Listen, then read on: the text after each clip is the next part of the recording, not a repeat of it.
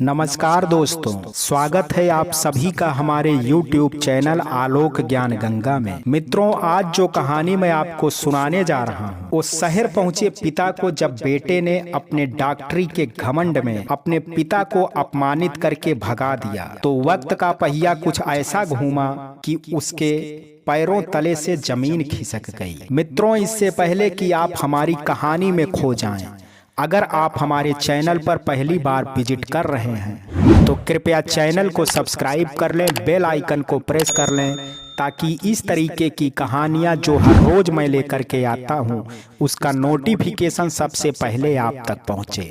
तो चलिए मित्रों, देर ना करते हुए कहानी को शुरू करते हैं। मुरलीधर सुबह ही दिल्ली से लौटे और उदास बैठे हुए थे। उनकी पत्नी सरला देवी उनके समीप बैठी उन्हें समझाने का प्रयास कर रही थी। वो उनकी तकलीफ अच्छे से समझ रही थी कि बात इतनी भी छोटी नहीं जो भूली जा सकती थी। कब तक चिंता में डूबे रहोगे विजय के पापा? चलो अब कुछ खा पी लो, हमारी किस्मत अब यही सच है। साड़ी की कोर से आंखों को पोंछती हुई सरला बोली।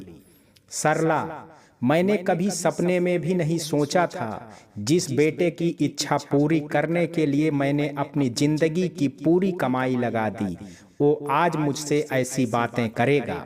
मैंने ना सर्दी देखी, ना बारिश, ना धूप, दिन रात पसीना बहाकर खेतों में काम किया ताकि उसके डॉक्टर बनने के सपने को पूरा कर सकूं।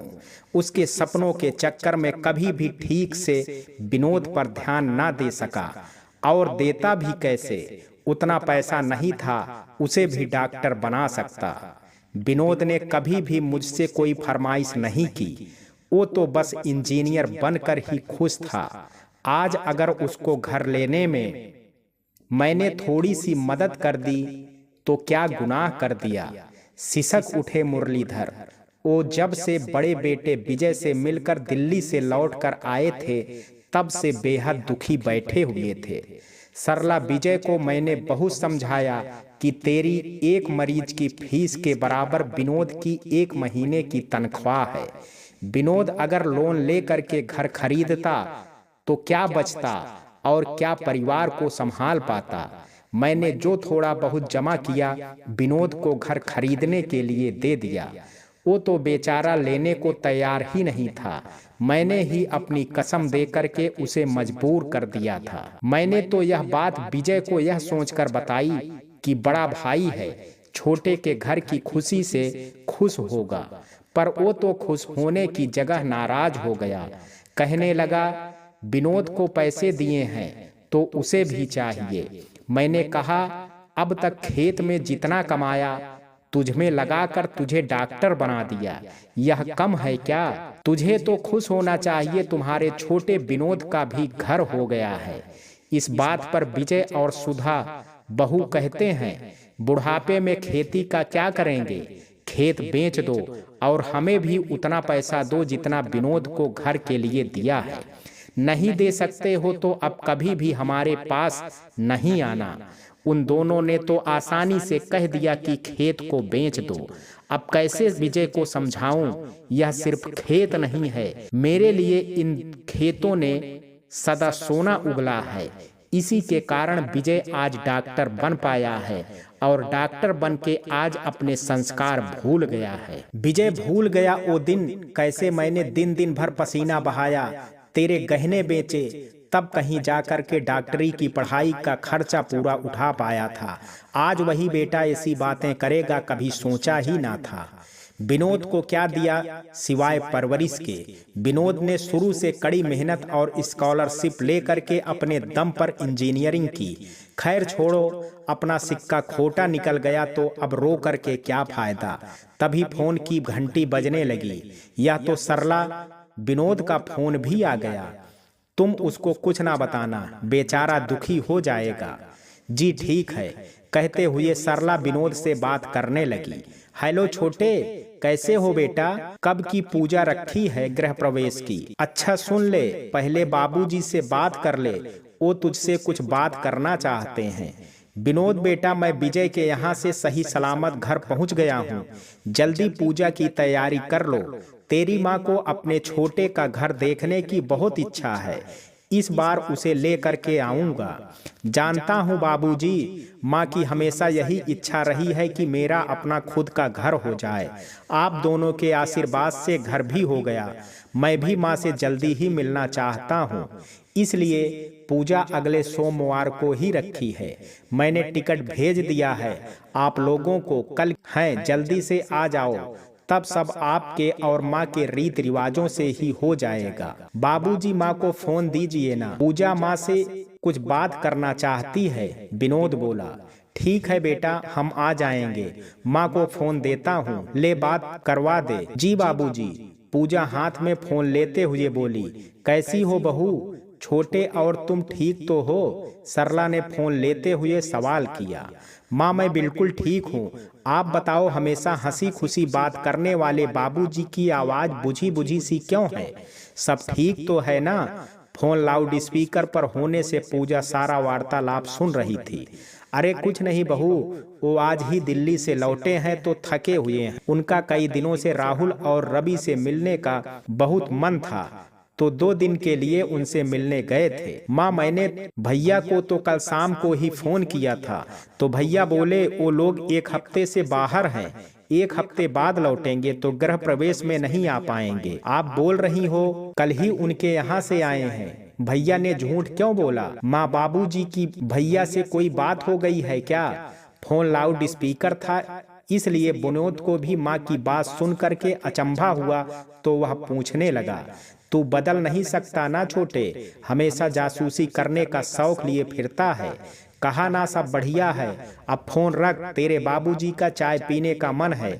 विजय को कोई काम आ गया होगा, तुझे खराब ना लगे इसलिए बहाना बना दिया, और क्या कहती सरला बेटे से कि तेरा बड़ा तेरे घर को लेकर के नाराज है? सरला ने विनोद को कहानी बनाकर तो सुना दी, पर विनोद को यह बात हजम नहीं हुई। उसने गांव में रहने वाले अपने प्रिय मित्र प्रकाश को फोन कर दिया। अरे विनोद मेरे यार, कैसे याद आ गई? शहर जाकर के तो भूल ही गए हो तुम हमको। अरे कैसी बात करते हो प्रकाश, मैं तुम्हें कैसे भूल सकता हूँ यार। जिंदगी में कितने भी दोस्त मिल जाएं, पर तेरी जगह कोई नहीं ले सकता है। बस बस ज्यादा बातें ना बना, काम की बात कर, क्या समस्या आ गई है? सच दोस्त हो तो तेरे जैसा मेरे दिल की हर जज्बात समझ लेता है। प्रकाश जरा माँ बाबूजी से मिल करके हाल चाल पता कर। आज बात हुई है मेरी और घर पर बाबूजी से, कुछ ठीक ना लग रहा है। हाँ ठीक है विनोद, तू चिंता मत कर, मैं सब पता करता हूँ, प्रकाश ने कहा। और सुन प्रकाश, कल तू भी आजा आगरा, माँ बाबूजी को लेकर के मैंने अपना घर खरीदा है, उस उपलक्ष्य में छोटी सी पूजा रखी है। तेरी भी टिकट भेजी है, बाबूजी के फोन में है, इसी बहाने तुझसे मिलना हो जाएगा, विनोद बोला। हाँ ठीक है, तू चिंता ना कर, मैं आ जाऊंगा, प्रकाश ने कहा। मुरलीधर सुबह उठ करके खेतों में टहलने चले गए। अब खेती तो कर ही नहीं पाते थे, उम्र हो गई थी। 2 गरीब लड़कों से अपने खेतों में काम करवाते, बदले में 2 वक्त का खाना, रहने के लिए जगह और मेहनताना देते थे। रतन और मदन दोनों ही अनाथ और किस्मत के मारे थे। भूखे प्यासे रोजी रोटी की तलाश में दर बदर भटक रहे थे। मुरलीधर उन्हें साथ ले आए। मुरलीधर से मिलने के बाद उनकी जिंदगी बदल गई थी। अरे काका आ गए आप, रतन बोला। अब देखो इस बार हमारे खेतों ने सोना उगला है, गेहूं की फसल बहुत बढ़िया हुई है। मौसम मेहरबान रहा तो जल्दी ही कटाई शुरू कर देंगे। सच बताऊं काका, जब से अपने हाथों से खेतों में काम करना शुरू किया है, तब से इस धरती से प्रेम बढ़ गया है। रतन सही कह रहा है काका, अब तो इन खेतों से दूर होने के बारे में सोच भी नहीं सकते हैं। उनकी बातें सुन करके मुरलीधर भावुक हो उठे। सोचने लगे, एक मेरा बेटा है जो इन खेतों से नफरत करता है। यह नहीं सोचता कि आज इन्हीं खेतों की बदौलत वो राजा बना बैठा है। इसी सोच विचार में डूबे थे मुरलीधर। चरण स्पर्श चाचा जी कैसे हो? दिल्ली से कब आए? प्रकाश पैर छूते हुए बोला। बढ़िया हूँ बेटा, आज ही लौटकर आया हूँ। तू अपनी बता। घर पर सब सही है? बच्चे, बहू और गिरधर भैया कैसे हैं? वो ठीक हैं? सब बढ़िया है चाचा जी। विनोद से बात हुई थी, उसने कहा कि मेरी टिकट भी आपको भेजी है। यही कहने आया था कि कल मैं भी विनोद के गृह प्रवेश के लिए आपके साथ आ रहा हूँ। यह तो अच्छी बात है बेटा, तुम भी आ रहे हो। तुम एक काम करना, अपनी चाची को साथ ले जाना। मेरी तबीयत थोड़ी ठीक नहीं है, मैं नहीं जा पाऊंगा। क्यों, क्या हुआ चाचा जी? प्रकाश ने तुरंत उन्हें छू करके देखा। बुखार तो नहीं है चाचा जी, फिर भी चलो दवाखाने डॉक्टर को दिखा लेते हैं। नहीं, उसकी कोई जरूरत नहीं है बेटा, कहकर मुरलीधर चुपचाप बैठे रहे।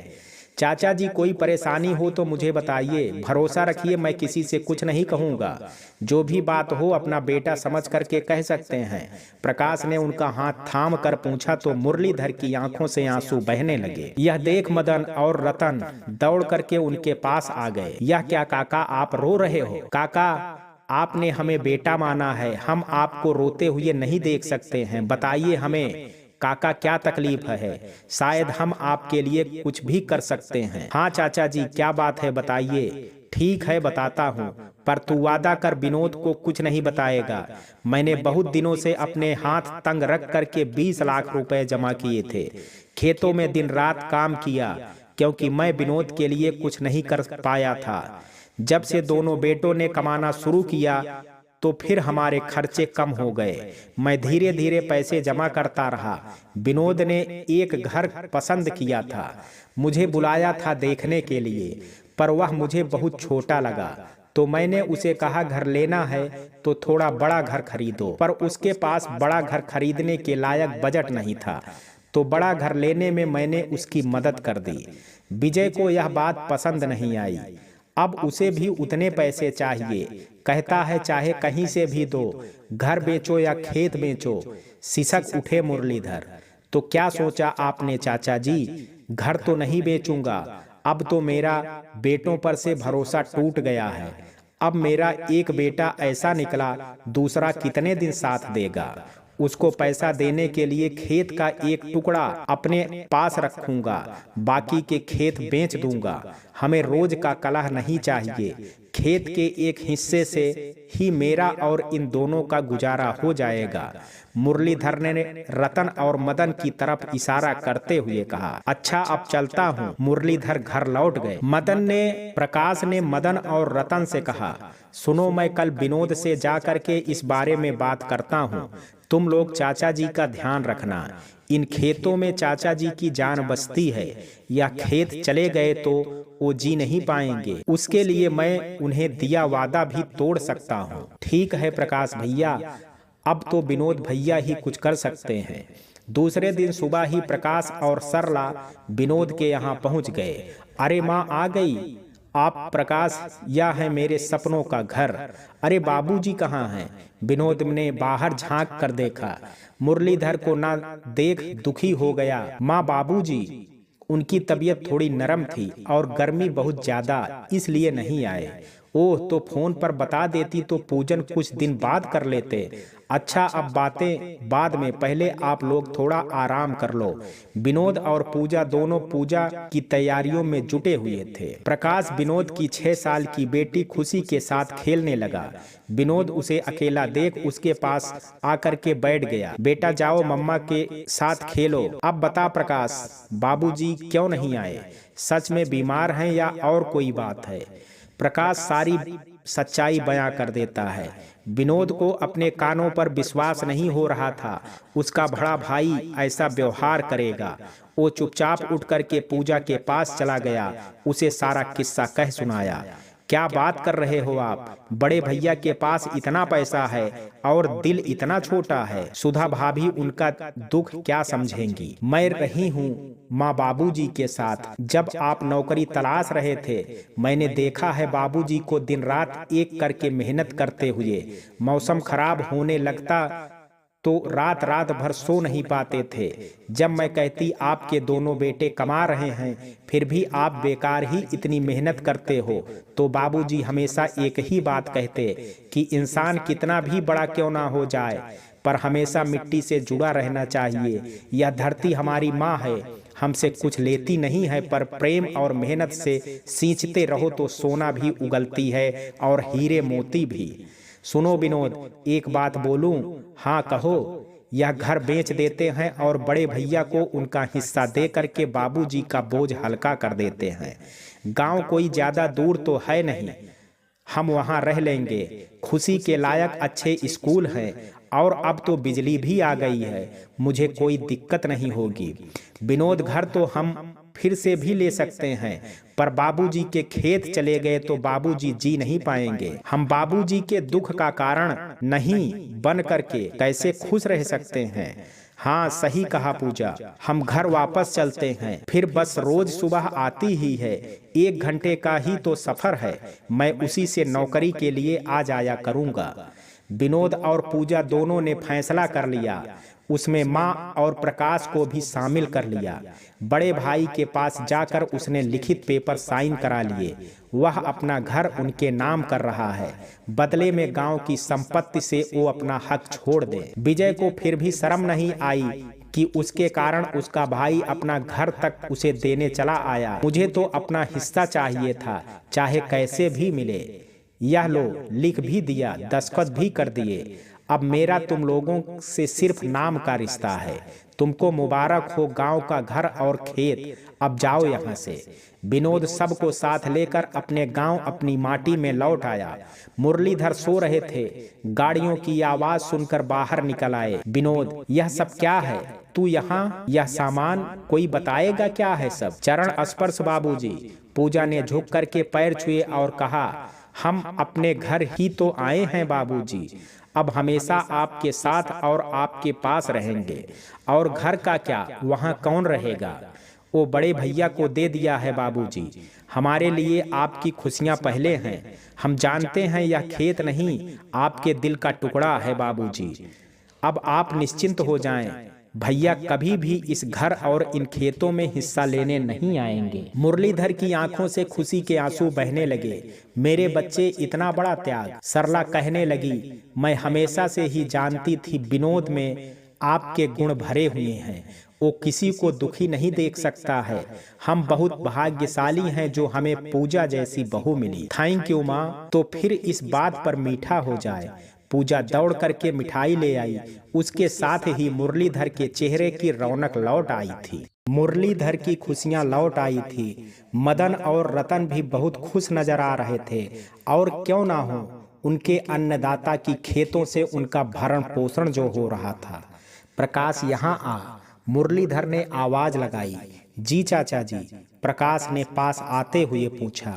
एक बात बता, तूने मुझसे वादा किया था कि तू विनोद को कुछ नहीं कहेगा, फिर उसके पास जाकर मुझसे किया अपना वादा तोड़ दिया। बता क्यों किया ऐसा? मुरलीधर ने कान पकड़ते हुए कहा। हाँ बताता हूँ, पहले आप कान छोड़िए चाचा जी। मुरलीधर ने कान छोड़ दिया। प्रकाश मुस्कुराते हुए अपना कान सहलाने लगा। अब बोल चाचा जी, वादा तोड़ने के उपहार में मुझे आपकी खुशी मिल रही थी तो वो मुझे अधिक कीमती लगी। ऐसे वादे निभाने से क्या फायदा? चाचा जी, आपको दुखी देखकर जीवन भर मैं भी दुखी रहता और विनोद से झूठ बोलकर उसकी दोस्ती खो देता। मैं अपना दोस्त नहीं खो सकता था चाचा जी। तुम्हें बच्चों ने मेरी बची खुची इस जिंदगी को खुशियों से भर दिया है। भावुक होकर के मुरलीधर ने प्रकाश को गले लगा लिया। प्रकाश, चाचा जी से तेरा प्रेम मिलाप खत्म हो जाए तो चल, यह सामान मिल करके अंदर रखवा दे। मदन, रतन आओ, तुम दोनों ही मदद करो, सरला ने आवाज लगाई। धीरे धीरे सब अपनी जिंदगी से सेट होने लगे। विनोद बस से ऑफिस जाने लगा। पूजा गांव के स्कूल में टीचर की नौकरी करने लगी और खुशी भी उसी स्कूल में पढ़ने लगी। विनोद और पूजा को बिना बताए एक दिन मुरलीधर शहर जाकर के कार खरीद लाए और चुपचाप घर के सामने खड़ी कर दी और हॉर्न बजाने लगे। बाबूजी, यह गाड़ी और आप ड्राइविंग सीट पर। विनोद हॉर्न की आवाज सुन करके दौड़ कर आया। तू अपने बाबूजी को क्या सिर्फ ट्रैक्टर चलाने वाला समझता है क्या? अरे मैंने अपनी जवानी में जीप भी खूब दौड़ाई है।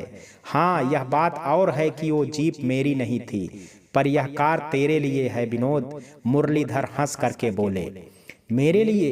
हाँ, अब तुम इसी से ऑफिस जाया करोगे, पर इसके लिए आपको पैसे कहाँ से आए बाबूजी? और बस ही सही, मेरा काम तो चल ही रहा था, फिर क्या जरूरत थी? विनोद ने कहा। पैसों की तुम चिंता मत करो, जो हमारा है वो सब अब तुम्हारा ही है, अब चाहे वो किसी भी रूप में हो। हमारे लिए तो बच्चों का साथ ही बहुत है। चिंता मत करो, ना कर्ज लिया है ना कुछ बेचा है।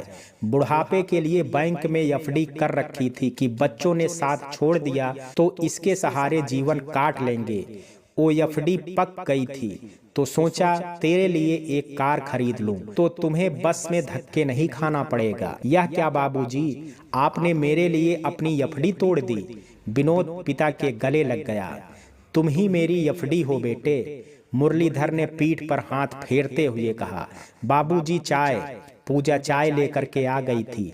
बहू, हमारे गांव से बाहर जो सड़क शहर को जाती है ना, वहां किसी का जोर शोर से पूजन हो रहा था तो भीड़ बहुत थी। गाड़ी रोक कर पूछा तो पता चला एक बहुत बड़ा केंद्रीय विद्यालय खुलने वाला है, उसी का शिलान्यास समारोह चल रहा है। अरे वाह, तब तो खुशी को हमें केंद्रीय विद्यालय में ही पढ़ाएंगे बाबूजी। पूजा खुश होकर के बोली। समय पंख लगा करके उड़ता रहा। खुशी अब केंद्रीय विद्यालय में 7वीं कक्षा की छात्र थी। पूजा नौकरी छोड़कर घर पर ही गांव के बच्चों को ट्यूशन देने लगी थी। मुरलीधर ने अपने छोटे घर को बढ़ा करके 2 मंजिला बनवा लिया था, क्योंकि अब विनोद कंपनी में जीएम जो बन गया था। इधर विजय पिता के दिए संस्कार भूलकर मरीजों से मनमानी फीस वसूलकर अपनी प्रॉपर्टी बढ़ा रहा था। जो घर विनोद ने अपने लिए खरीदा था वो बेचकर दिल्ली में अपना खुद का हॉस्पिटल खोल लिया था। रावी राहुल कहाँ है? पता नहीं डैड, वो कब आता है कब जाता है, पता चले तो बताऊं। इतना कह करके रवि अपने रूम में। सुधा, यह रावी क्या कह रही है? राहुल का क्या चल रहा है? यह लड़का नीट की तैयारी कर रहा है या बस आवारागर्दी में बाप की कमाई उड़ाता रहेगा? मैं तो खुद परेशान हो गई इस लड़के से, कभी पढ़ाई को लेकर सीरियस ही नहीं होता। सुधा दुखी होकर के बोली। Hi mom, hi dad. बातचीत के बीच में राहुल भी आ गया और आते ही टीवी ऑन कर सोफे पर पसर गया। कहाँ थे बरखुरदार? दोस्तों के साथ घूमने गया था। और कहाँ? पढ़ाई वढ़ाई करनी है या बस आवारागर्दी ही? निट के बारे में क्या सोचा है? ओ डैड, आप फिर निट करने लगे। मैं डॉक्टर नहीं बनना चाहता, कितनी बार कहूँ? तुम्हारा दिमाग खराब है। डॉक्टर नहीं बनोगे तो फिर क्या बनोगे? यह इतना बड़ा हॉस्पिटल हमने तुम्हारे लिए खड़ा किया है, इसे आगे चल करके तुम्हें ही संभालना है। डैड प्लीज, मैंने कहा ना, मुझे अब आपके हॉस्पिटल और नीट दोनों में ही दिलचस्पी नहीं है। और आप भी मुझे फोर्स ना करके समय ही खराब और आप भी मुझे फोर्स करके अपना समय खराब मत कीजिए, मुझे शांति से वो देखने दीजिए। राहुल चिल्ला करके बोला। राहुल, यह क्या तरीका है अपने डैड से बात करने का? सुधा गुस्सा होते हुए बोली। मॉम, अब आप भी शुरू हो जाओ। मैं आप दोनों से कह रह चुका हूं कि मुझे डॉक्टर नहीं बनना है, मतलब नहीं बनना है। सुधा के अत्यधिक लाड प्यार का नतीजा ही था कि राहुल पूरी तरह से बिगड़ चुका था। सुनो, किस लहजे में बात कर रहे हो साहबजादे? सुधा, मैं इसलिए तुम्हें टोकता था, इसे इतना अधिक लाड मत करो, बिगड़ जाएगा। विजय गुस्से से लाल हो रहा था। सब मेरी ही गलती है क्या? अरे तुम गांव के गंवार लोगों ने शहरों का कल्चर देखा कहाँ है? बच्चे इसी उम्र में मस्ती नहीं करेंगे तो बुढ़ापे में करेंगे। उसे डॉक्टर कैसे बनाना है यह मैं देख लूंगी, सुधा ताना मारते हुए बोली। सुधा और विजय दोनों डॉक्टर थे। समय की कमी होने के कारण दोनों बच्चों को समय कम दे पाते थे, तो उस प्यार की कमी अपने पैसों से पूरी करते रहे। रावी तो मेडिकल की पढ़ाई करने लगा, पर राहुल उनकी एक ना सुनता था। आज बाबूजी की एक बात याद आ रही थी। वो अक्सर कहते थे कि इंसान जैसा बीज बोएगा उसे वैसी ही फसल मिलेगी। मैं भी तो तुम्हारे लिए रास्ते पर चलकर आज रिश्तों से दूर एक अनाथ जैसी जिंदगी जी रहा हूँ। काश बाबूजी के बताए रास्ते पर चला होता तो यूं बेटों को बर्बाद होते ना देखता। जब मैं ही जिंदगी की कसौटी पर खरा नहीं उतरा तो राहुल से क्या उम्मीद करूं? विजय मायूस होकर अपने कमरे की ओर चला गया। आज उसे घर की बहुत याद आ रही थी। इधर खुशी क्लास में अव्वल आकर हर साल माता पिता का नाम रोशन कर रही थी। और क्यों ना करे, आखिर उसमें संस्कार पूजा के थे और जीवन का सच्चा ज्ञान देने वाले दादा दादी जी उसके साथ थे। विनोद पैसों में कम होते हुए भी रिश्तों का धनी था। वहीं विजय सुधा और राहुल की बेरुखी सहन करते हुए अकेलेपन से जूझ रहा था। तो मित्रों, ये कहानी आपको कैसी लगी, आप अपनी राय मुझे कमेंट बॉक्स में जरूर दीजिएगा। वीडियो अगर पसंद आया हो तो वीडियो को लाइक, शेयर और चैनल को सब्सक्राइब करना ना भूलें। कल मिलते हैं एक नई कहानी के साथ, तब तक के लिए जय हिंद, जय भारत।